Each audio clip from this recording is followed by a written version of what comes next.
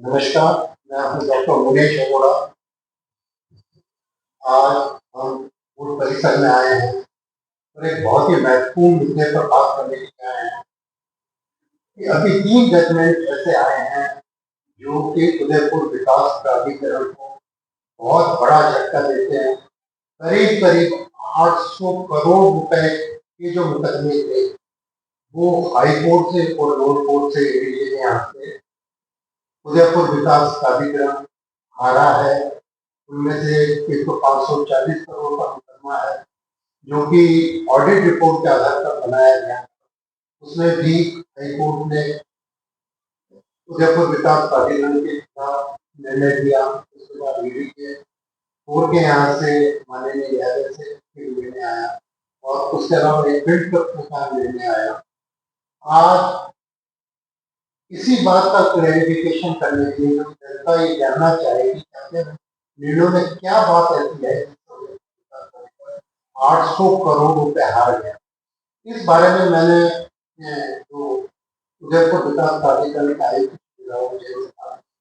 वो काफी व्यथित नजर आए इस बात से और वो पर्सनली ऑब्जर्व कर रहे थे हर चीज को।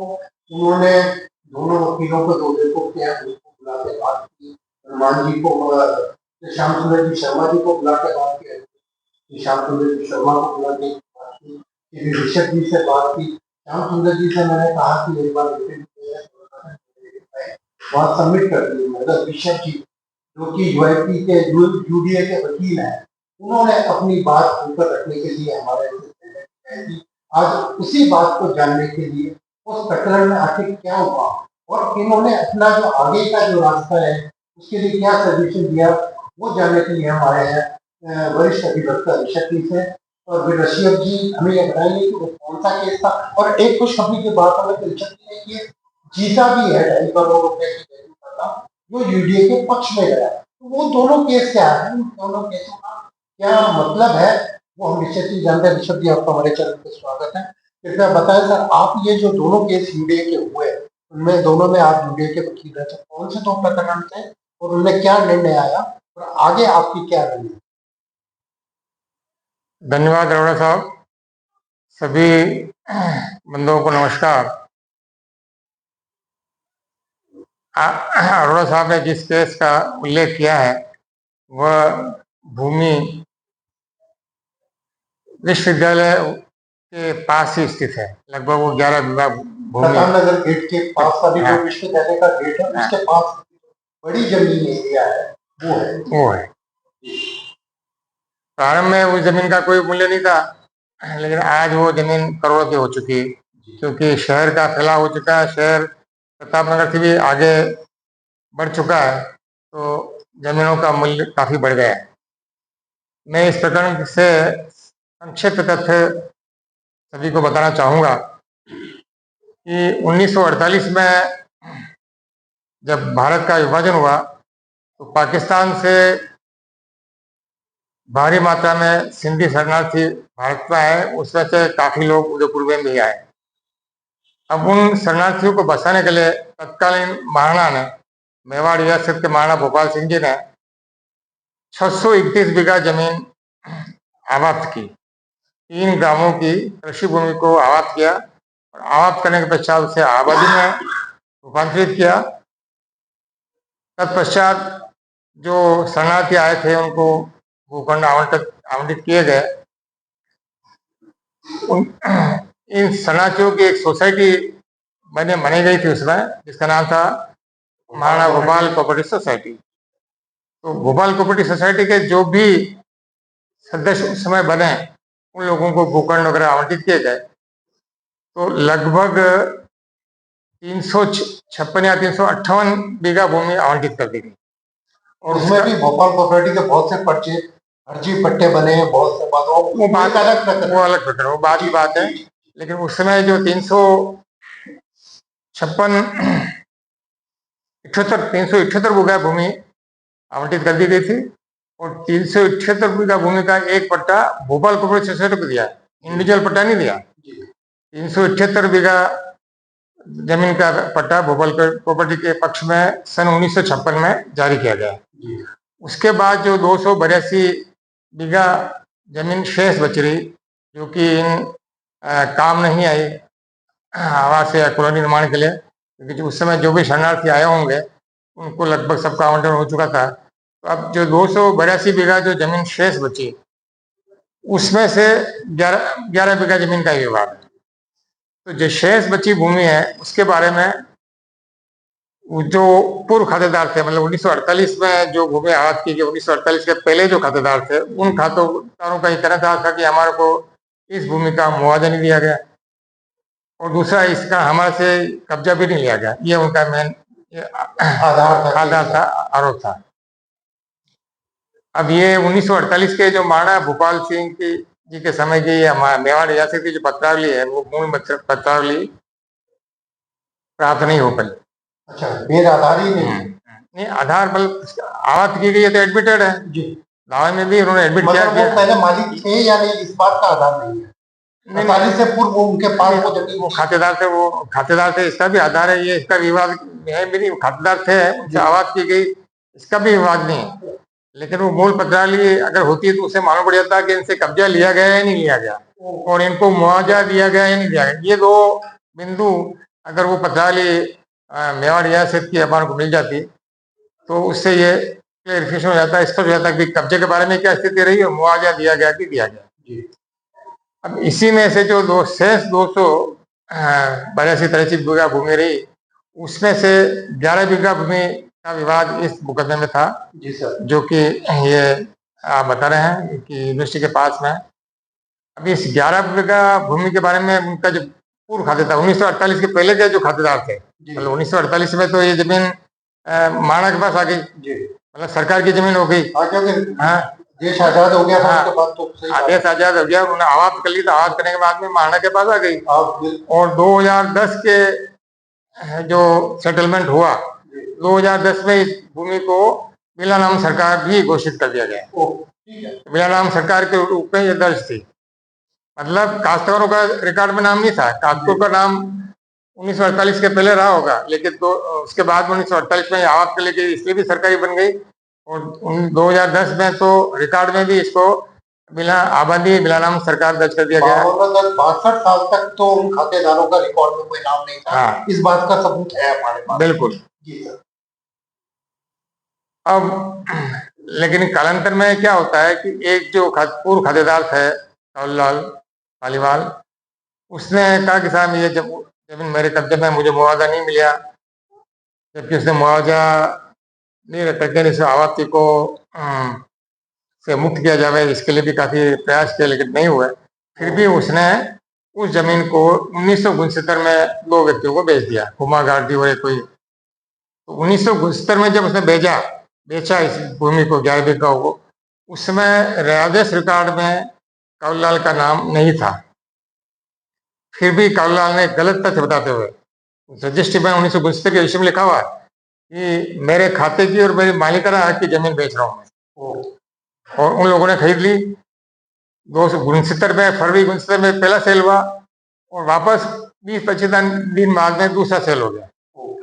उस दूसरे सेल में बदनलाल जी मुंद्रा अन्य लोगों ने वो जमीन खरीदी। तो ये मुझे ऐसा प्रतीत होता है कि जो प्रथम सेल एक मतलब ट्रायल के रूप में कराया गया होगा, उस सेल में भी ये डमी लोगों को खरीद करके वो सेल हो गया, और 15 दिन बाद में आवाज आगे जमीन बिक गई। तो जो आगे जिन लोगों ने जमीन खरीदी है वो ये भूमि संबंधी कार्य में ही लगे हुए थे।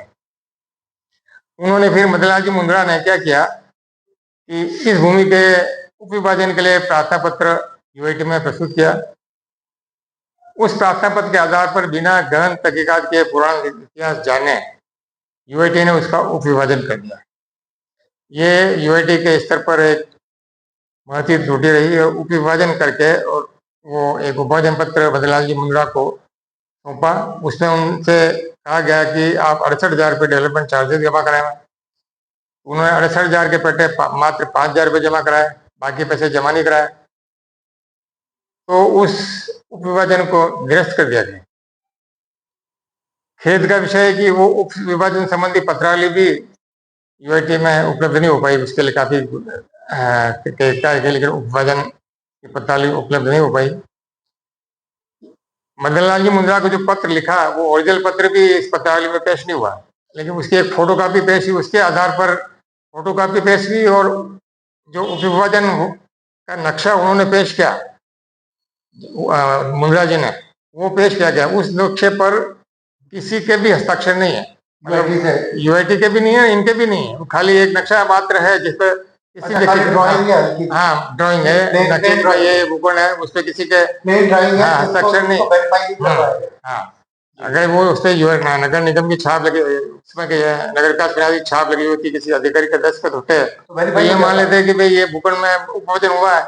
तो दो बातें उसमें, दो कमी रही, एक तो उपविभाजन वेरीफाई नहीं, उपविभाजन का इम्प्लीमेंटेशन नहीं हुआ, एक्ट अपोन नहीं हुआ, क्योंकि वो 5,000 रुपये जमा वापस ले लिए, ये उन्होंने गाँव में माना है। और दूसरा, नक्शा भी पास नहीं हुआ उपविभाजन का। तो ये कमियां होते हुए भी माननीय न्यायालय ने उपविभाजन को मान लिया, उपविभाजन हुआ। दूसरा मेरा कौन सा लगता है इसके लिए? ये अपर जिला न्यायाधीश संख्या 4। अच्छा, और इसमें अपोजिट वकील कौन थे सर? अपोजिट वकील प्रारंभ में तो हीरालाल जी कटारिया थे जी।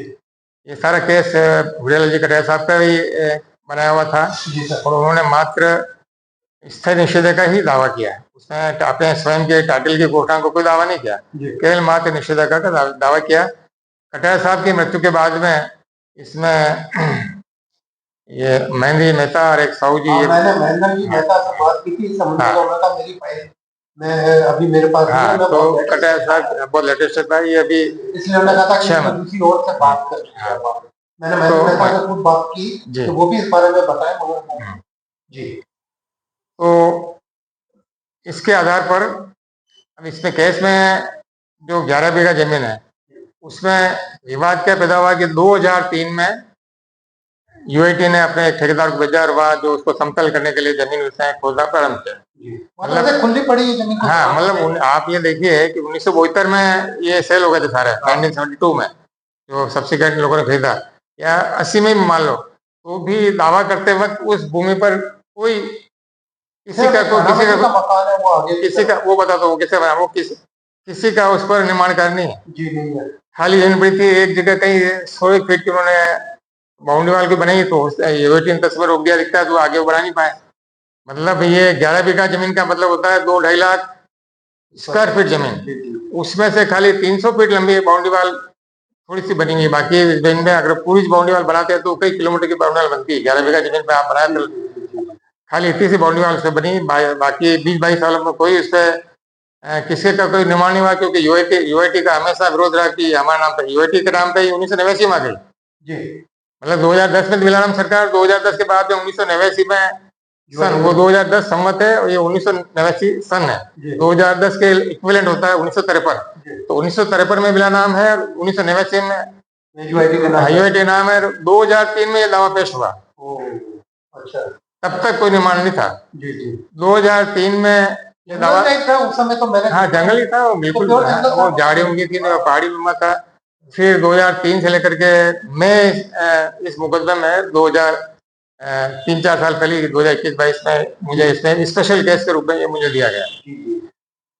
तो अब ये चलता रहा। इसी दौरान 2000 ये मुकदमा दर्ज करने के बाद में ये जो वहाँ एक मकान बना हुआ है हमारे यूआईटी के पूर्व अधिकारी के परिवार वालों को, उनके पुत्र का वो मकान बना हुआ, मैं उनका नाम नहीं लेना चाहता।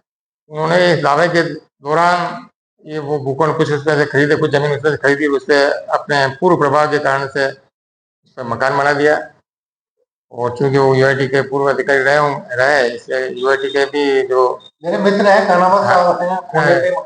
तहसीलदार साहब, उन्होंने उनको रोकना चाहिए था या कार्रवाई करनी चाहिए थी, उन्होंने नहीं की। जबकि दावा जब चल रहा है, केस पेंडिंग है, यथास्थिति का आदेश था उसमें, तो ये निर्माण नहीं करना चाहिए था। तो वो निर्माण भी बिना परमिशन के, कोई नक्शा पास नहीं उसका, अच्छा, बिना स्वीकृति के, बिना नक्शा पास कराए वो निर्माण सारा अपने अपने कानून हाथ में लेकर के ताकत वो किया है।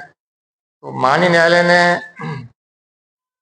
विक्रय पत्रों के आधार पर और विशेष तौर से यूआईटी के द्वारा सब डिवीजन कर दिए जाने के कारण और कुछ ये जो मकान बना हुआ ये इनको देखते हुए और कमिश्नर की रिपोर्ट के आधार पर, जबकि कमिश्नर की रिपोर्ट में खाली साहब एक मकान का तकलीफ बना हुआ है, एक टूटा फूटा कमरा बना हुआ है, 200-300 फीट की बाउंड्री वाल बनी हुई है, उसके आधार पर संपूर्ण 11 बीघा भूमि पर उनका पीसफुल पोजीशन मानते हुए इंजंक्शन जारी कर दिया।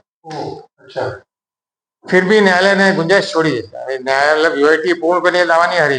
न्यायालय ने माना है कि चूंकि इनका रिकॉर्ड में 2010 से लेकर के अभी तक नाम है सरकार का, उसके बाद में नगर विकास प्रन्यास का, तो न्यायालय ने कहा कि अगर ये अपने आप को वास्तविक स्वामी मानते हो तो भी बिना कानूनी प्रक्रिया कराए जिनका सेटल पोजीशन को बेदखल नहीं कर सकते। सुप्रीम कोर्ट ने भी अपने कई निर्णयों में ये सिद्धांत प्रतिपादित कर रखा है कि ट्रू ओनर के खिलाफ कोई इंजंक्शन पारित नहीं किया जाता। तो रिकॉर्ड के आधार पर देखा जाए तो ट्रू ओनर यूआईटी है, उसके खिलाफ उन रूलिंगों के संदर्भ में निषेधाज्ञा पारित नहीं की जानी चाहिए थी, लेकिन माननीय न्यायालय ने उस निर्णयों का ज्यादा उल्लेख नहीं किया और उन्होंने जो भी तथ्य उनके सामने आए निषेधाज्ञा पारित की। फिर भी यूआईटी को यह अधिकार दिया गया कि यूआईटी विधिक प्रक्रिया अपना करके जिन लोगों का कब्जा है उनके खिलाफ विधि सम्मत कार्रवाई करे। तो इस प्रकार से यूआईटी, इसमें कोई पूर्ण रूपेण यूआईटी का हार हुई ऐसा नहीं है। यूआईटी अभी भी अपने कानूनी कार्य करके उन लोगों को बेदखल कर सकती है। और चूंकि इसमें मेन तनकीद में यूआईटी के खिलाफ कुछ तय की गई है तो उसके खिलाफ हाई कोर्ट में अपील का भी गुंजाइश है। जी सर, करीब 150 करोड़ के आसपास। 150 करोड़ तो नहीं, आप ही जो जानते हैं ये 1 बीघा जमीन अगर 5-7 करोड़ की है तो 5 करोड़ से 55 या 6 करोड़ के बाद 66 करोड़ की जमीन, 66 करोड़ के आसपास की जमीन हो सकती है। जी सर, ये मेरा अंदाज है। अब वहाँ अभी कन्वर्शन के बाद तो वहाँ पे रेट का जो अगर करा जाए तो वो तो नहीं है। अब ये भी एक विवाद है, कन्वर्शन नहीं, वो भूमि आबादी की है। महाराणा ने आवाज करके उसको आबादी में कर दिया। तो ये 1948 से आबादी की जमीन है, अब रिकॉर्ड में वो आबादी के रूप में दर्ज है। रेट तो ज्यादा है सर वहाँ पे, उससे बहुत ज्यादा है। अच्छा सर, एक जो प्रकरण आप जो जीते हैं वो कौन सा प्रकरण था? 2.5 करोड़ रुपए का। दूसरा प्रकरण जो है एक 200 फीट रोड के पास में सड़क निर्माण का था। वो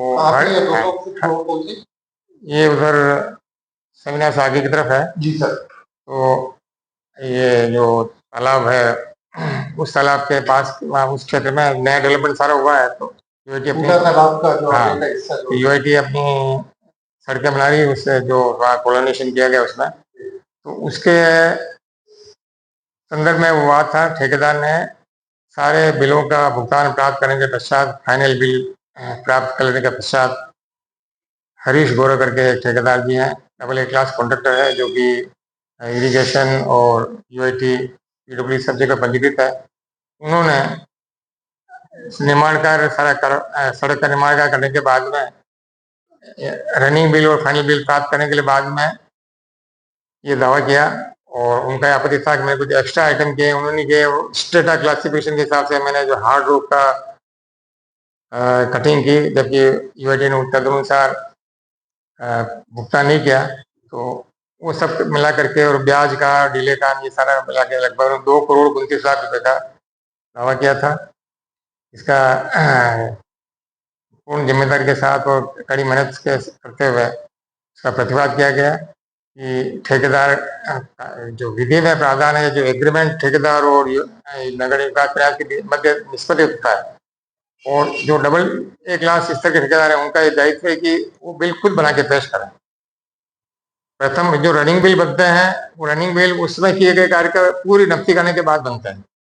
तो स्टेटा क्या है वो भी उसमें सामने दिया जाता है। सड़क बनती है तो आप सड़क खोदने के बाद में कैसी चट्टान आई वो स्पष्ट होता है, आप इंजीनियर को बता सकते हैं देखिए इस तरह पत्थर आए हैं तो इसका ये रेट मुझे मिलनी चाहिए। तो उसी आधार पर बिल बना करके वो पेश करे, यूआईटी उसका एग्जामिनेशन करके पेमेंट करती है। तो इन ठेकेदार महोदयों ने कभी बिल पेश नहीं किया और यूआईटी के अधिकारियों द्वारा बिल जो बनाए गए थे उसमें बाद में जाकर के एहतियात किया साहब मुझे ये इसके राशि नहीं दी, इसकी राशि नहीं दी, उसका सारा इन्होंने ब्याज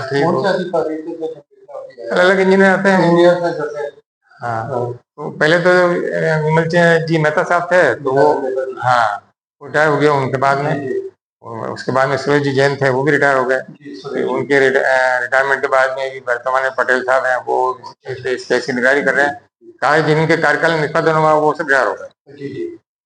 तो ये वर्किंग को लेकर के है ठेकेदार के हाँ, तो मतलब वैसे ये इससे ये कहने में कोई अतिशयोक्ति नहीं होगी कि जो हरीश गौरी के ठेकेदार है उस पर उनके और यूआईटी अन्य संस्थाओं के खिलाफ 5-7 मुकदमे वाणिज्यिक न्यायालय में लंबित चल रहे हैं। उनका यही रवैया रहता है कि एक बार काम करके भुगतान सारा ले लो और उसके बाद में कोर्ट में दावे पेश करके और अगर राशि मिल जाती है तो अच्छी बात है। लेकिन ये एक बहुत बड़ा मुकदमा है। इसमें लगभग उन्होंने 5.25 या 5.5 लाख रुपए कोर्ट फीस दी है। इसके बावजूद उनका मुकदमा खारिज हुआ। तो यूआई और मैं गर्वपूर्ण ये कह सकता हूँ कि मैं वर्षों से आर्बिट्रेशन से संबंधित और ठेकेदारों के संबंधित मुकदमे लड़ रहा हूँ, तो मुझे इसका पर्याप्त ज्ञान है। तो मेरे ज्ञान के कारण से भी और कानूनी जानकारी के कारण से मैं इस मुकदमे को करा पाया। अन्य कोई अधिकता मौजूद होते तो हाँ कोई ज्यादा मतलब बड़ी बात तो नहीं कहूँगा, लेकिन उसकी दिक्कत जरूर आती। आपने जो अभी 2 दिन पहले जब बात की थी आयुक्त महोदय से इस केस के संबंध में, जो आपने एडीजे 4 का है माननीय न्यायालय एडीजे नंबर 4, तो क्या आपने जो ब्रीफिंग दी उनको, वो ब्रीफिंग क्या थी सर? 2 शब्द छोटे शब्द। ब्रीफिंग ये थी सब कि न्यायालय ने जो उस पर विश्वास कर लिया सब रीजन पर, वो गलत किया है। न्यायालय के सामने सारे डॉक्यूमेंट उपलब्ध थे, तो न्यायालय को स्वयं को एसेस करना चाहिए था कि सब रीजन सही है या नहीं। क्योंकि ये 11 बीघा जमीन कोई किसी अधिकारी की निजी संपत्ति नहीं है, ये लोक संपत्ति है। और तो न्यायालय को संबंधित अधिकारी ने सही किया है गलत किया है, ये न्यायालय को एसेस करना चाहिए था कि न्यायालय के सामने सारा रिकॉर्ड उपलब्ध था। तो एक तो यह है उपविभाजन पे, और जबकि उपविभाजन का पैसे भी जमा नहीं हुए, नक्शा भी विधिवत पास नहीं हुआ, किसी का हस्ताक्षर नहीं है, तो मर्ज खाली के यूआईटी ने उपविभाजन का पत्र जारी कर दिया गया है और हमारा पूर्व अधिवक्ता ने उस उपविभाजन होना स्वीकार कर लिया। इसके आधार पर एक उपविभाजन मान लिया, जबकि उन्होंने उसी पत्रावली में दूसरी बातों पर कमेंट किया कि साहब कलेक्टर साहब ने ये जो खाते में पूरे नाम नहीं था और नाम चेंज किया तो वो बिना सुनने के कर दिया गया। तो एक तरफ तो आप कलेक्टर की कार्रवाई को उसको आपत्ति बता रहे हैं, एक तरफ ये जो इसको उनका साहब उल्टा किया तो वो 100% सत्य है, ये एक सही नहीं है। दूसरा, इस तथ्य पे भी उन्होंने ध्यान नहीं दिया कि ये जो मकान तथाकथित बना है वो तो दावे करने के बाद में बना है। वो दावे में बाद में जाके पार्टी ग्रुप में जुड़े हैं, इनिशियली वो उसमें पार्टी नहीं थे।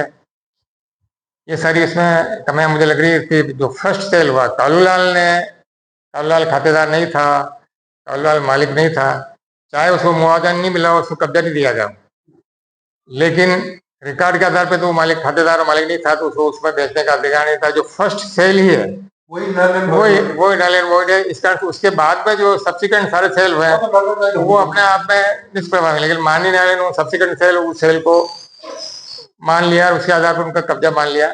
कब्जा इस अभी भी माना उन्होंने कि साहब ये उसमें लिखा हुआ है कि कब्जा दे दिया गया, जबकि उसी सेल डीड में लिखा हुआ है कि मैं खातेदार हूँ मालिक हूँ, क्योंकि गलत बात लिखी हुई है। तो इसका कई सारे विरोधाभासी हैं। माननीय न्यायालय ने हालांकि बहुत विद्वतापूर्ण बहुत बड़ा निर्णय दिया है, उन्होंने सभी पक्ष देखा, लेकिन फिर भी कमियां रही जाती हैं। तो मैंने माननीय कमिश्नर महोदय को कहा कि हाँ राहुल जी जैन साहब को से निवेदन किया कि इसका अपील तत्काल अपील की जानी चाहिए और सेकंड प्राप्त किया जाना चाहिए। दूसरा, न्यायालय ने जो आपको अधिकार दिया है विधि सम्मत कार्य करने का, उस अधिकार का भी उपयोग करके जो भी इस यूडीए एक्ट में प्रावधान है उसके तहत उस अधिकार का उपयोग करके इनको बेदखल किया जाए और ये सुनिश्चित किया जाए कि उस जमीन पर किसी प्रकार का कोई निर्माण कार्य ना हो, क्योंकि जब तक यूआईटी परमिशन नहीं देगी, नक्शा पास नहीं कराएगी, तब तक आपको कोई भी व्यक्ति उस पर निर्माण नहीं करता। तो उस विवादित स्थल की समय समय पर निगरानी भी आवश्यक है। ये थे अधिवक्ता श्री शशि जैन, जिन्होंने यूडीए का क्या सोच है उसको बताया। और राहुल जी जैन से मैं और डिटेल में बात करूंगा और जानूंगा कि ये जो 800 करोड़ का मामला, उसमें से कुछ करोड़ का मामला तो शशि ने बताया बहुत विवादित और शहर की जनता जानना चाहती है, इसमें हमने प्रयास किया और आगे भी प्रयास करेंगे। और भी जो लोग हमसे जुड़ने जानना चाहते या अन्य जो लोग हैं, जो राजेंद्र थापर का नाम भी सबसे बात करेंगे और आपको सच से अवगत कराएंगे कि कानूनी लड़ाई में क्या आगे बढ़ने के चांसेस है। बहुत बहुत नमस्कार। धन्यवाद अरोड़ा साहब, नमस्कार।